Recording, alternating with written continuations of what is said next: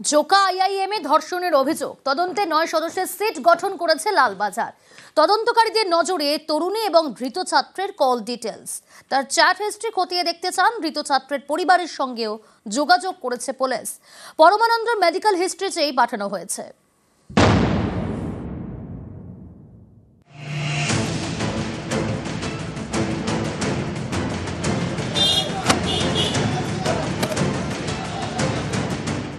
Joka IIM শুক্রবার এখানকার boys হোস্টেলে বহিরাগত তরুণীকে ধর্ষণের অভিযোগ এমবিএর দ্বিতীয় বর্ষের পড়ুয়া পরমানন্দ টোপ্পানওয়ারকে গ্রেপ্তার করেছে পুলিশ। তার বাড়ি কর্ণাটকের বেঙ্গালুরুতে। এই ঘটনার তদন্তে 9 সদস্যের সিট গঠন করেছে লালবাজার। সিটের মাথায় রয়েছেন অ্যাসিস্ট্যান্ট কমিশনার পদমর্যাদার অফিসার। ইতিমধ্যে তরুণীর মোবাইল ফোনের টাওয়ার লোকেশনের তথ্য হাতে পেয়েছে পুলিশ। সেই তথ্য অনুযায়ী শুক্রবার আইআইএম এর তরুণীর উপস্থিতির প্রমাণ মিলেছে। এবার তদন্তকারীদের নজরে তরুণী এবং ধৃত পড়ুয়ার ফোন কল ডিটেলস এবং চ্যাট হিস্ট্রি। দুজনের মধ্যে কত দিনের আলাপ, ঘটনার দিন দুজনের মধ্যে কতবার কথা হয়েছে, এইসব খতিয়ে দেখতে চান তদন্তকারীরা।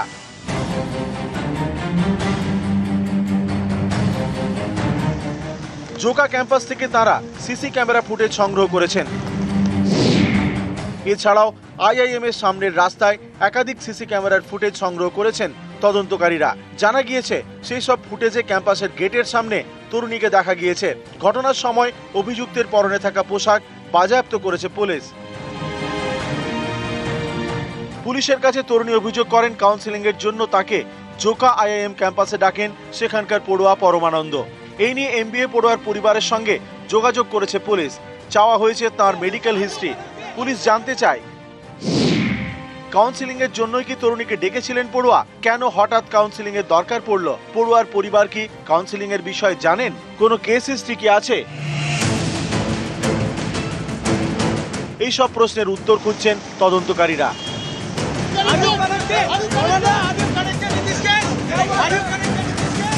কোন শিফটে কতজন করে নিরাপত্তারক্ষী নিরাপত্তার দায়িত্বে থাকেন, বহিরাগত বা কলেজের আউটসাইডার যারা আছেন তারা কলেজে প্রবেশের ক্ষেত্রে কি নিয়ম রয়েছে, সেই সমস্ত যাবতীয় তথ্য সোমবারের মধ্যে জানতে চাওয়া হয়েছে হরিদেবপুর থানার তরফে। ক্যামেরা কাঞ্চনের সঙ্গে অমিত, নিউজ 18 বাংলা, কলকাতা। জোকা আইআইএম এ ধর্ষণের অভিযোগে 2 দিন পার, তরুণীর আপত্তিতে এখনো হয়নি মেডিকেল টেস্ট। তদন্তের তথ্য তালাশে সমস্যায় পুলিশ। শনিবারই অভিযোগকারী ও অভিযুক্তের মেডিকেল লিগ্যাল টেস্টের অনুমতি দেয় আদালত।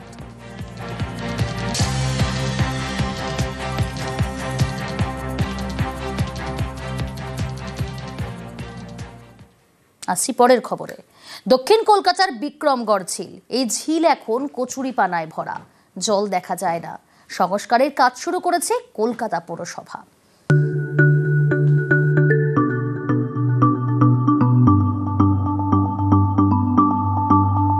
কলরবের কলকাতায় এক টুকরো নিরিবিলি বিক্রমগড় ঝিল।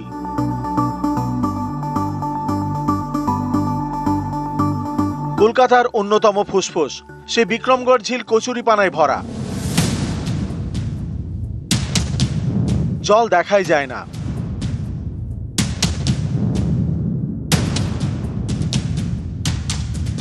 এই ঝিলের এবার সংস্কার করছে কলকাতা পুরসভা। কয়েকদিন আগে কাজ শুরু হয়েছে। দক্ষিণ কলকাতায় সাউথ সিটি আবাসনের গা ঘেঁষে বিক্রমগড় ঝিল। আগে এই ঝিলে মাছ দেখা যেত, এখন শুধু আগাছা আর কচুরিপানা। এই ঝিল সংস্কারের কাজ অনেকবার শুরু হয়েও এগোয়নি। এর জন্য বিক্রমগড় ঝিল বাঁচাও কমিটিও তৈরি হয়। আমরা আগে মাছ ধরতাম ঝিলে নেমে, তারপর ঝিল আস্তে আস্তে চারদিক থেকে ছোট হচ্ছে। তারপর এই অঞ্চলের অধিবাসীরা মিলে আমরা আন্দোলন শুরু করলাম। এবার এই ঝিল থেকে পলি তোলা হচ্ছে, কচুরিপানাও সরানো হবে।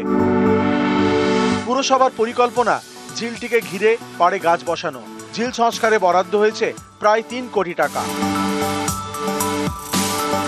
বর্তমানে যে কাজটা শুরু হয়েছে ওয়ার্ক অর্ডার দিয়ে বড় ট্রেনের তত্ত্বাবধানে, বড় ট্রেনের এক্সিকিউটিভ ইঞ্জিনিয়ারের তত্ত্বাবধানে আমি একবার নিজেও গিয়েছিলাম। আমরা তাদের 8 মাস সময় দিয়েছি।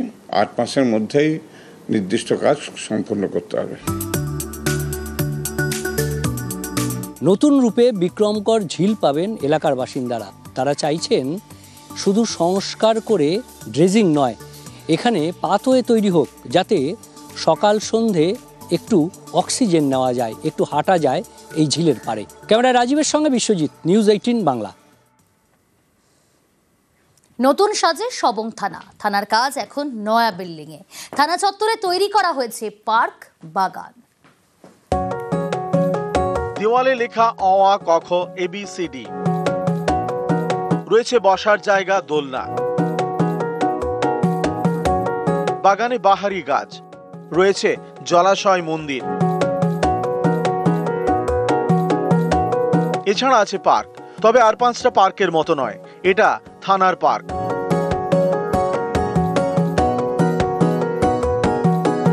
পশ্চিম মেদিনীপুরের সবং থানা চত্বরে তৈরি করা হয়েছে পার্ক, যার পাশে বাগান এবং আরো অনেক কিছু। খড়গপুর সাব ডিভিশনের মধ্যে পুলিশ যে সাব ডিভিশন আছে, Debra sub police sub division, তার আন্ডারে সবং একটি অত্যন্ত গুরুত্বপূর্ণ পুলিশ স্টেশন। আমরা সেখানে আমাদের যে পাবলিকের সাথে ইন্টারাকশন হয় বা ব্যারাকস, মহিলাদের থাকার জায়গা, সমস্তগুলো আমরা সেখানে আগে সঠিকভাবে কাজকর্ম করে ঠিক করিয়েছি এবং খুব সুন্দর পরিবেশের মধ্য দিয়ে আমার অফিসাররা, আমার ফোর্স যারা ওখানে আছে, সিভিক থেকে শুরু করে একেবারে পুলিশের সিনিয়র অফিসার অব্দি যাতে কাজ করতে পারে, সেই জন্য আমরা ব্যবস্থা। 1971 সালে তৈরি হয় সবং থানা। আগে একটাই অফিসে হতো সব কাজ, এখন 3 তলা বিল্ডিং, থানা আলাদা, বারাক আলাদা। গত কয়েকদিন আগে নতুন করে সাজিয়ে তোলা হয়েছে সবং থানা। আগে পুরো গুছানো ছিল না, নোংরা চারদিকে, কিন্তু এখন থানাকে নতুন ভাবে মডিফাইড করেছে, সাজানো গুছানো, এখানে বসার জায়গা করে দিয়েছে, রাস্তা করে দিয়েছে, সবকিছু পরিষ্কার পরিচ্ছন্ন, পুরো একটা সিটির মতন সাজিয়ে গুছিয়ে নিয়েছে। সবং থেকে দিগ্বিজয় মাহালি, নিউজ 18 বাংলা। নজর রাখবো পরের খবরে। যুগ্ম সচিব এবং কোষাধ্যক্ষ সিএবির এই দুই কর্তার বিরুদ্ধে আর্থিক দুর্নীতির অভিযোগ, আর দুজনেই সেই অভিযোগ অস্বীকার করেছেন। বাংলা ক্রিকেটের সর্বোচ্চ নিয়ামক সংস্থা Cricket Association of Bengal, CAB, এখানকারই দুই কর্তার বিরুদ্ধে দুর্নীতির অভিযোগ। একজন যুগ্ম সচিব দেবব্রত দাস, আরেকজন কোষাধ্যক্ষ প্রবীর চক্রবর্তী। টাউন ক্লাবের অভিযোগ, তাদের কয়েকজন ক্রিকেটারকে বাংলা দলে খেলানোর প্রতিশ্রুতি দেন সিএবির যুগ্ম সচিব। এই টোপ দিয়ে ক্রিকেটারদের থেকে কয়েক লক্ষ টাকা নেন। কয়েকজনকে টাউন ক্লাবে নিয়মিত খেলানোর প্রতিশ্রুতি দিয়েও টাকা নিয়েছেন। সিএবি থেকে আমাদের যে গ্রান্টগুলো জমা হয়, টাকাটা জমা হলে পর মুহূর্তেই সেই টাকাটাকে তুলে নেওয়া হয় এবং ক্যাশ টাকা তুলে নিয়ে দেবব্রত দাস নিয়ে নেন। কোচ যে ঠিক করবে, টাউন ক্লাবে অ্যাটলিস্ট গত কয়েক বছর ধরে যেটা হয়েছে, কোচ ক্রিকেট সেক্রেটারি থাকা সত্ত্বেও ফাইনাল 11 দেবব্রত দাসই এসে করতেন, মানে উনি যেটা লিখে দিতেন তারাই খেলবে। একটি বেসরকারি স্পোর্টস ম্যানেজমেন্ট সংস্থার অভিযোগ, তাদের একাডেমিকে সিএবি টুর্নামেন্টে খেলার জন্য চুক্তি করিয়ে দেওয়ার প্রতিশ্রুতি দেন সিএবি যুগ্ম সচিব দেবব্রত দাস। এই প্রতিশ্রুতি দিয়ে 4 লক্ষ টাকা নেন। এখন এক্সিস্টিং ক্লাব বিক্রির জন্য মানে দেবুদা আমাদের অ্যাপ্রোচ করেছিল, একটা ক্লাব না অনেকগুলো ক্লাব তার মধ্যে যেটা অ্যাভেলেবেল, তো তার জন্য তাকে আমরা সে আমাদের থেকে একটা টাকাও না as an advance to give that club. তো এটা নিয়ে অনেকদিন, মানে প্রায় 2-2.5 বছর হয়ে গেল, কোনো তার রেসপন্স নেই। আমি উচিত জায়গায় উচিত সময় প্রমাণ করে দেবো। সর্বৈভৌ মিথ্যা, মিথ্যা। তাহলে কি মোহাম্মদ শামিকে টাকা নিয়ে খেলেছি? তাহলে কি মুকেশ কুমারকে টাকা নিয়ে খেলেছি? ওদেরই জিজ্ঞেস করুন না। সিএবির কোষাধ্যক্ষ প্রবীর চক্রবর্তী, তার বিরুদ্ধে অভিযোগ, ওয়ারি ক্লাবকে দেওয়া সিএবির অনুদানের টাকা নিজের সংস্থার অ্যাকাউন্টে ট্রান্সফার করেন প্রবীর। এই নিয়ে আলিপুর আদালতে মামলাও হয়। সিএবি কোষাধ্যক্ষ পদে থেকেও প্রবীর চক্রবর্তী ওয়ারি ক্লাবের সচিবের পদ ছাড়েননি বলে অভিযোগ। এই নিয়ে জলগলা হওয়ার পর তিনি ওয়ারি ক্লাবের সচিবের পদ ছাড়েন। যে টাকা উনি নয়-ছয় করেছেন, কোনো সদুত্তর আমরা পাইনি, বারে বারে জিজ্ঞেস করেছি, উনি আশ্বাসন দিয়েছেন হ্যাঁ বলবো। তারপরে যদি কিছু আমরা উত্তর না পাই তাহলে আমরা বাধ্য হয়ে আমাদেরকে যেতে হয়েছে। আমরা থানায় কমপ্লেন করেছি। অভিযোগটাকে অভিযোগ বললেই আমার কাছে কেন অবাক লাগছে, আর কিছু। ইলেকশন আসছে সিএবি, কোথাও গিয়ে কি ওই হতেও পারে।